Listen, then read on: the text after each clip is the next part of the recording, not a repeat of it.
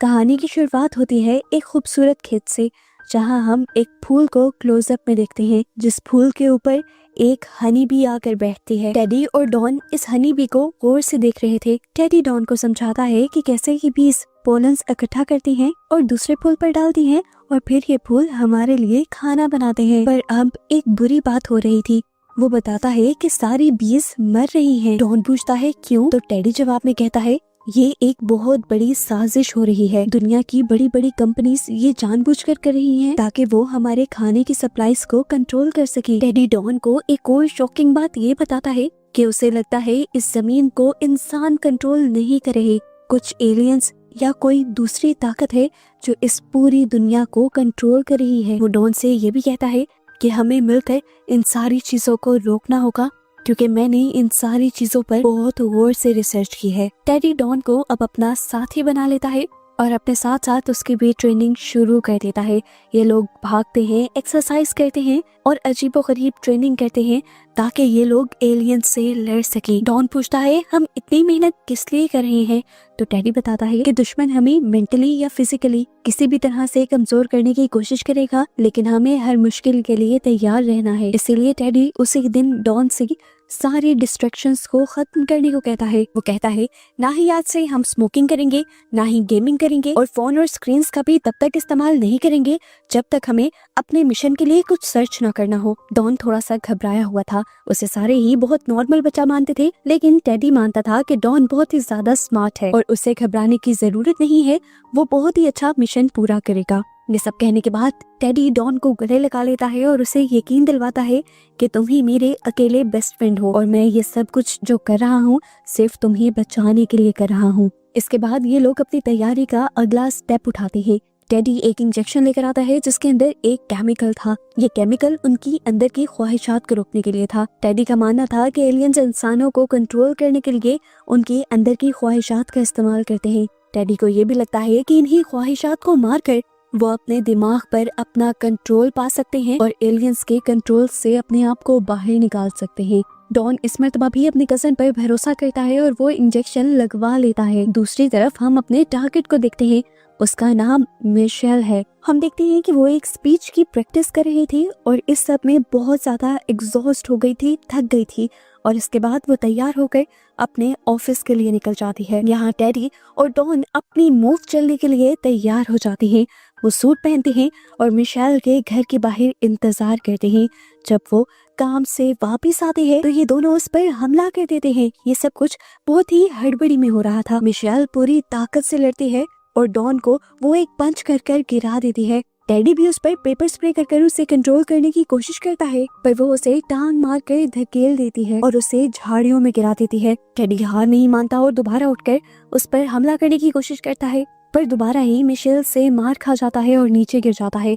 Michel भी यहाँ से भागने की कोशिश करती है, लेकिन अगले ही पल गिर जाती है। पता चला था कि टेडी उसे बेहोशी का इंजेक्शन लगाने में कामयाब हो गया था, जिसकी वजह से वो बेहोश हो गई। जिसके बाद ये लोग उसे घसीटते हुए अपनी कार में बिठाकर यहाँ से निकल गए। मिशेल को किडनैप करने का मकसद सिर्फ इतना सा था कि टेडी को लगता था कि मिशेल एक एलियन है। गाड़ी में बैठते ही वो डॉन से कहता है कि मिशेल के सारे बाल उतार दो, क्योंकि उसे लगता है कि एलियंस अपने बालों को एंटीना की तरह इस्तेमाल करते हैं इंफॉर्मेशन पास करने के लिए और लोगों को ट्रैक करने के लिए। डॉन भी मशीन के जरिए उसके सारे बाल उतार देता है, जिसके बाद वो उन्हें अपने सुनसान घर में ले आते हैं और बेसमेंट में ले जाकर उसके सारे कपड़े और डिवाइसेस निकाल कर जला देते हैं। फिर वो उसे एक अजीब सी क्रीम लगाते हैं। टेडी बताता है कि ये क्रीम इसकी बॉडी के नर्वस सिस्टम को काम करने से रोकेगी। वो डॉन से ये भी कहता है भले ही ये इंसान दिखती है, लेकिन इसकी बॉडी का अंदर का सारा सिस्टम एलियंस वाला है और ये क्रीम उसके सिस्टम को कमजोर कर देगी। जब मिशेल को होश आता है तो वो देखती है कि वो बेसमेंट में एक बेड से बंधी हुई है। उसके सर पर अब कोई बाल नहीं थे और उसकी पूरी बॉडी पर सफेद कलर की क्रीम लगाई गई थी। इस टाइम टेडी और डॉन वहाँ पर सूट में खड़े थे। मिशेल इस टाइम बहुत ज्यादा डरी हुई है और वो पूछती है क्या वो इस टाइम हॉस्पिटल में है। टेडी उसे बताता है कि वो ह्यूमन रेजिस्टेंस के एक हेडक्वार्टर में है। वो उससे अजीब तरह से बर्ताव करता है, कभी इज्जत से बात करता है और कभी गुस्से से, और वो उसे कहता है कि हम जानते हैं कि तुम एक एंडोरमेडन हो, यानी एक एलियन हो। ये बात सुनते ही मिशेल हैरान हो जाती है और फौरन अपने बालों के बारे में भी सवाल करती है। टेडी बताता है कि उन्होंने बाल काट दिए हैं ताकि वो अपनी मदरशिप से कांटेक्ट ना कर पाए। मिशेल यहाँ उनके सारे इल्जामों का कोई जवाब नहीं देती। वो कहती है कि मैं एक बहुत ही बड़ी कंपनी की सीईओ हूँ, मेरे गायब होने पर जल्द ही पुलिस और FBI मुझे ढूंढने लगेंगे। वो कहती है कि जल्द ही तुम लोग पकड़े जाओगे, लेकिन अगर तुम लोग मुझसे डील कर लेते हो और मुझे छोड़ देते हो तो मैं वादा करती हूँ कि पुलिस को तुम तक आने भी नहीं दूंगी। डैडी हंसता है उसकी एक्टिंग से इम्प्रेस होकर। वो कहता है कि वो इंसान होने की एक्टिंग बहुत अच्छी कर लेती है, लेकिन उसे सच पता है। वो इल्जाम लगाता है कि मिशेल एंडोर्मेंटन कोर्ट की एक बड़ी ऑफिसर है जो इस अर्थ को अपना गुलाम बनाना चाहती है। टेडी डिमांड करता है कि वो आने वाले लूनर इक्लिप्स पर इन दोनों को अपनी मदरशिप पर ले जाए ताकि वो लोग एलियंस के वापस जाने की कोई डील कर सके। मिशेल इस मर्तबा हल्की आवाज में लेकिन सख्ती से कहती है कि वो एलियन नहीं है। वो बताते हैं कि हाँ, मैं मानती हूँ कि मैं ज्यादा उम्र की एक औरत हूँ और अपने आप को जवान रखने के लिए डाइट भी करती हूँ और स्किन केयर भी करती हूँ। उसकी ये बात सुनकर टेडी गुस्से में आ जाता है। वो उसे उसके एलियन होने के कुछ सबूत दिखाता है पिक्चर्स में और कहता है कि तुम्हारे पास लूनर इक्लिप्स तक का वक्त है, तुम अपना सच मान लो, मैं भी तुम्हें जिंदा छोड़ दूंगा, लेकिन ये ना समझो कि तुम सच में नहीं बोलोगी और मैं तुम्हें छोड़ दूंगा। वो कहता है तुम ही जिम्मेदार हो मेरे पेरेंट्स, मेरी फैमिली और उसके साथ साथ डॉन की फैमिली की भी मौत की, और तुम लोगों ने हमारे 20 के फार्म्स भी खत्म किए हैं। ये कहकर वो यहाँ से चले जाते हैं, जिसके बाद दिखाया जाता है कि डॉन और टेडी दोनों मिलकर अपनी जीत का जश्न मना रहे हैं। लेकिन जैसे जैसे दिन गुजरते रहते हैं टेंशन बढ़ने लगती है। न्यूज में वो देखता है कि मिशेल के गायब होने की न्यूज भी अब चारों तरफ फैल चुकी है। उसकी घबराहट और बढ़ जाती है और वो घर आता है तो उसे पता चलता है कि मिशेल आजकल और ज्यादा तंग कर रही है। आजकल वो खाना भी नहीं खा रही। अपना सारा गुस्सा और एग्जॉशन वो मिशेल के ऊपर ही निकालने का डिसाइड करता है और उस पर सख्ती करना शुरू कर देता है। सख्ती करने की वजह से मिशेल मान जाती है वो सब करने के लिए जो ये लोग कह रहे थे। ये लोग कहते हैं कि तुम अपना कन्फेशन रिकॉर्ड करो कि तुम एलियन हो। मिशेल उनकी बात मानती है और अजीब तरीके से रिकॉर्डर में कहती है हाँ मैं एलियन हूँ। ये ऐसा लग रहा था कि जैसे वो झूठ बोल रही हो। वो मिशेल से कहता है नाटक बंद करो और सही से रिकॉर्ड करो। तो मिशेल कहती है जब मैं नाटक कर रही हूँ तो नाटक ही लगेगा, मैं इंसान हूँ, एलियन होने का कन्फेशन कैसे दे दूँ। उसकी ये बात सुनकर अब टेडी आग बगोला हो जाता है और मिशेल उसे गौर से देखने लगती है। वो कहती है टेडी मुझे लगता है तुम्हें कोई साइकोलॉजिकल इशू है। देखो मैं साइकेट्रिस्ट हूँ, तुम इससे बात करो, मैं तुम्हारी मदद कर पाऊंगी। मुझे लगता है कि तुम इंटरनेट पे बहुत ज्यादा फेक कंटेंट देखने लगे हो, इतना कि तुम्हें वो सारी बातें सच्ची लगने लगी है। देखो एलियंस तो इस दुनिया का हिस्सा नहीं है और क्या पता कि इस पूरे यूनिवर्स में एलियन हो भी ना। मिशेल की ये बातें टेडी को और भी ज्यादा गुस्सा दिला देती हैं। वो पागल होने लगता है और मिशेल को एक जोरदार थप्पड़ मारता है और इसका ये रूप देखकर डॉन भी डर जाता है। इसके बाद डॉन डरते हुए टेडी से पूछता है कि जब हम अपना प्लान पूरा करने के लिए स्पेस में जाएंगे तो क्या होगा। टेडी कहता है वो बस हम कुछ घंटों के लिए जाएंगे, सिर्फ अर्थ को बचाने के लिए, फिर वापस आ जाएंगे। डॉन बताता है कि तुम मुझे जो इंजेक्शंस लगा रहे हो आजकल उससे मुझे अजीब अजीब हेलुसिनेशंस होने लगे हैं। लेकिन टेडी इस टाइम उसकी बात को टाल देता है। टेडी का इस टाइम सिर्फ एक फोकस था कि वो किसी तरह मिशेल को मना ले और वो बोल दे कि वो एक एलियन है। वो उसे अब टॉर्चर करने का प्लान करता है और एक मशीन के जरिए उससे करंट लगाता है। इस करंट से उसको बहुत ज्यादा दर्द होता है, इतना कि वो गिड़गिड़ा कर माफी मांगने लगती है और ये बोल भी देती है कि मैं एलियन हूँ। उसके ये कहते ही टेडी हंसने लगा था। अब उसने मशीन बंद करने के बजाय मशीन के वोल्टेज बढ़ाना शुरू कर दिया, जिससे उसे और भी ज्यादा दर्द होने लगा। डॉन भी उससे कहता रहा बस कर दो टेडी, पागल मत बनो। लेकिन टेडी ने मशीन बंद नहीं की। वो लगातार वोल्टेज बढ़ाता रहा यहाँ तक कि मशीन ही खराब हो गई और पूरे घर का फ्यूज उड़ गया। टेडी फिक्रमंद होकर उसके पास आता है और देखता है कि वो सिर्फ बेहोश थी। उसने डॉन से बोला कि इतना करंट अगर किसी इंसान को लगता तो उसकी पूरी बॉडी जलकर कोयला हो जाती और ये अभी सिर्फ बेहोश हुई है, जिसका साफ मतलब है कि इसके अंदर एलियंस वाली पावर है और इतनी पावर है कि मुझे ये भी लगता है कि ये एलियन रॉयल्टी का हिस्सा है। अगले दिन ठीक इक्लिप्स से पहले टेडी मिशेल को नीचे बेड से उतार कर ऊपर डाइनिंग रूम में ले आता है और चेयर से बांध देता है। वो उसे अच्छा डिनर देता है और उससे बात करने की कोशिश करता है। मिशेल जो बुरी तरह जख्मी थी उससे बात भी नहीं हो पा रही थी। टेडी उससे पूछता है कि तुम लोग बीस को क्यों मारना चाह रहे हो। मिशेल उससे कहती है कि बीस बिना किसी शिकायत के और बिना अपने फायदे के लिए इंसानों के लिए इतना बड़ा काम करती है। अगर बीस ना हो तो इंसानों को खाने के लिए फल फूल नहीं मिलेंगे और इंसान उस सब का फायदा उठाते हैं। मिशेल यहाँ पर उससे अजीब से अंदाज में ये भी कहती है कि देखना बीज दोबारा यहाँ पर आएंगी और पहले से कहीं ज्यादा होंगी। मिशेल अब बातों का रुख बदल देती है और टेडी से कहती है कि तुम जानते हो, मैं तुम्हें पहले से ही जानती हूँ। सिर्फ तुम ही नहीं, तुम्हारी मॉम को भी जानती हूँ। तुम्हारी मॉम के ऊपर हमारे क्लिनिक की मेडिसिन का एक ट्रायल होना था कि दवाई उन लोगों को देनी थी जो ड्रग एडिक्शन छोड़ना चाहते हैं, लेकिन फिर कुछ कॉम्प्लिकेशन हो गई। उसने इतना बोला ही था कि टेडी गुस्से से फट पड़ा। मिशेल से वो कहता है, मेरी मॉम का नाम मत लो अपने मुंह से। आखिर मुझे पता चल ही गया कि तुम हो मेरी मॉम की कातिल। मिशेल कहती है, नहीं, अगर उनके साथ कुछ बुरा हुआ था तो हमने उनको पैसे भी दे दिए थे। टेडी और भी ज्यादा जोर से चिल्लाता है कि पैसे मेरी मॉम की कमी पूरी नहीं कर पाए। टेडी अब गुस्से में मिशेल का गला दबाने लग जाता है। डॉन उसे रोकने की भी कोशिश करता है और यहाँ से मिशेल अपनी टांग मारकर उसे अपने से दूर कर देती है और फिर कुर्सी को तोड़ते हुए यहाँ से भागने की कोशिश करती है। इसी हंगामे के दौरान बाहर एक गाड़ी रुकने की आवाज आती है। ये वही पुलिस ऑफिसर थे जो पहले भी यहाँ आ चुके थे। उन्होंने मिशेल के बारे में हर जगह सही से इन्वेस्टिगेशन कर ली थी, सिवाय टेडी के घर से। और इस टाइम टेडी की घबराहट को देखकर वो जान जाते हैं कि यहाँ पर कुछ ना कुछ तो गड़बड़ है। नीचे दिखाया जाता है कि डॉन बंदूक की नोक पर मिशेल को गार्ड कर रहा था। मिशेल यहाँ पर उसका माइंड चेंज करने की कोशिश करती है और कहती है कि टेडी तुम्हारे साथ बहुत गलत कर रहा है। वो तुम्हें एक ऐसी गहरी खाई में खींच रहा है जहाँ से निकलने का कोई रास्ता नहीं है। उसकी बातें सुनते हुए डॉन बहुत ही ज्यादा हैरान होकर उससे पूछता है, क्या तुम सच में एलियन हो? इस टाइम मिशेल मान जाती है और कहती है, हाँ मैं एलियन हूँ।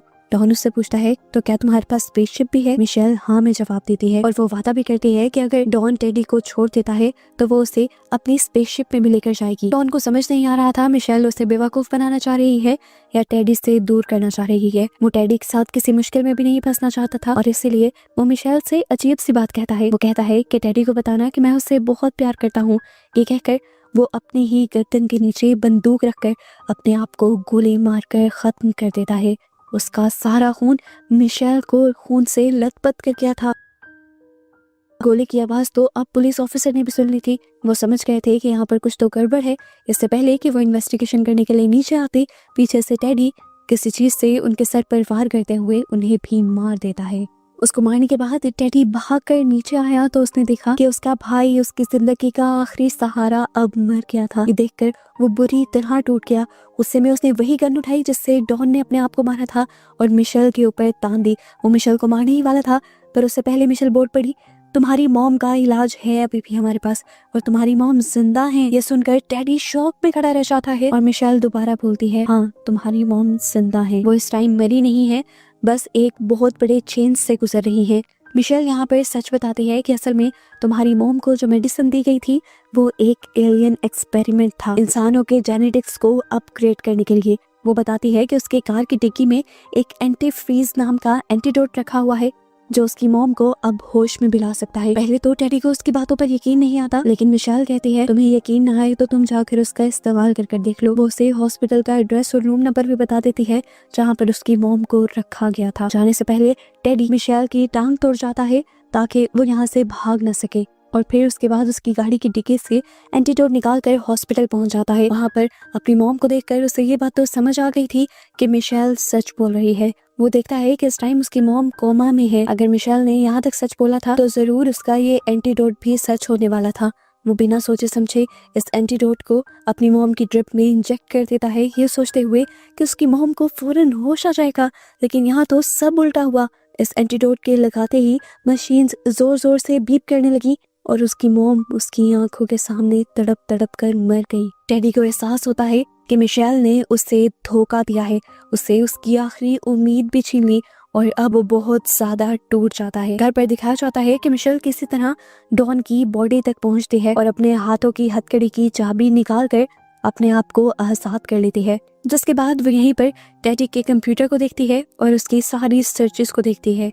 यहाँ पर उसे काफी लोगों की तस्वीरें भी मिलती हैं और एलियंस के बारे में काफी रिसर्च भी मिलती है। ये सारी चीजें देखकर वो बहुत ज्यादा हैरान हो जाती है और यहाँ से भागने के बजाय यहीं पर बैठकर टेडी का इंतजार करने लगती है। इस टाइम जब टेडी आया तो वो बहुत ही ज्यादा सीरियस थी। उसने टेडी से पूछा, तुमने कितने एंडोरमेडेंट्स को मारा है? टेडी भी आहिस्ता से बोलता है, 2। मिशेल फिर बोलना शुरू करती है और इस मर्तबा हम नोटिस करते हैं कि उसका अंदाज बिल्कुल बदल गया है। टेडी को अर्थ की हिस्ट्री सुनाती है। वो कहती है कि एंडोरमिटन के 75th एम्परर ने अर्थ को ढूंढा था उस वक्त जब अर्थ पर डायनासोर हुआ करते थे, लेकिन गलती से उनसे यहाँ पर एक वायरस फैल गया जिसकी वजह से सारे डायनासोर्स मारे गए। उनको अपने इस किए पर बहुत ज्यादा पछतावा हुआ। इसी पछतावे में उन्होंने इंसानों को बनाया ताकि ये प्लैनेट दोबारा से बच सके। वो समझाती है कि हमेशा से इंसान बहुत ही ज्यादा जालिम रहे हैं, उनकी हरकतें हमेशा से खुद को तबाह करने वाली थी। वो कहती है कि एंडोरमिटन ने काफी साल ये तमाशा देखा और अब जब इन इंसानों ने जमीन को पूरी तरह तबाह कर दिया है तो अब एंडोरमिटन सोच रही हैं कि क्या इंसानों को ठीक किया जाए या उनको बिल्कुल खत्म कर दिया जाए। वो बताती है कि मैं चाहती थी कि इंसान जिंदा रहे। मैं एक अच्छी रिपोर्ट बनाने की कोशिश कर रही थी लेकिन तुमने सब बर्बाद कर दिया। वो टेडी से कहती है कि कल डेडलाइन है, मुझे एम्परर को रिपोर्ट करना है। इस टाइम वो टेडी को ऑर्डर देती है कि तुम मेरा मिशन पूरा करने में मदद करोगे। अगर मैं टाइम पर वहाँ नहीं गई तो ये लोग बिना सोचे समझे अर्थ को तबाह कर देंगे। टेडी जिसने अब अपना सब कुछ खो दिया था, अपना भाई, अपनी मॉम, अपनी फैमिली, उसकी जिंदगी का अब कोई मकसद नहीं रहा था, इसीलिए वो मिशेल की बात मान लेता है। आज रात इक्लिप्स की रात भी थी। मिशेल टेडी को लेकर अपनी कंपनी में आ जाती है और यहाँ जाते ही ये लोग एक कैलकुलेटर लेकर बहुत लंबा सा कोड टाइप करते हैं। मिशेल बताती है कि ये एक कम्युनिकेशन डिवाइस है। जिसके बाद वो कोने में रखी हुई एक अलमारी की तरफ इशारा करती है और कहती है कि ये टेलीपोर्टर है। टेलीपोर्टर को देखकर टेडी कहता है, मैं पहले जाऊंगा, मुझे तुम पर यकीन नहीं है, मुझे लगता है कि तुम मुझे छोड़कर भाग जाओगी। मिशेल उसकी बात मान जाती है और वो टेडी को अंदर भेज देती है। लेकिन यहाँ पर पता चलता है कि टेडी का तो प्लान ही कुछ और था। वो उसके टेलीपोर्टर को तबाह करना चाहता था। उसे लगता था कि इस टेलीपोर्टर को तबाह करने से सभी एलियंस से उनकी जान बच जाएगी। बाहर से जैसे ही मिशेल इस टेलीपोर्टर को ऑन करना शुरू करती है और काउंटडाउन स्टार्ट करती है 3, 2, 1, तो यहाँ उस क्लोजेट के अंदर एक बहुत बड़ा धमाका हो जाता है जिस धमाके से मिशेल बेहोश हो जाती है। ये पूरा ऑफिस उस धमाके से उड़ जाता है। मिशेल को जब होश आया तो उसने देखा कि वो एम्बुलेंस के अंदर थी। एम्बुलेंस के लोगों की बातों से उन्हें पता चलता है कि जिसने बॉम्ब को चलाया था वो उसे टाइम मर गया था। ये सुनते हुए वो जल्दी से अपने ऊपर लगी हुई सारी ड्रिप्स और पिन्स उतारती है और चलती हुई एम्बुलेंस से जंप करते हुए वापस अपने ऑफिस आ जाते हैं।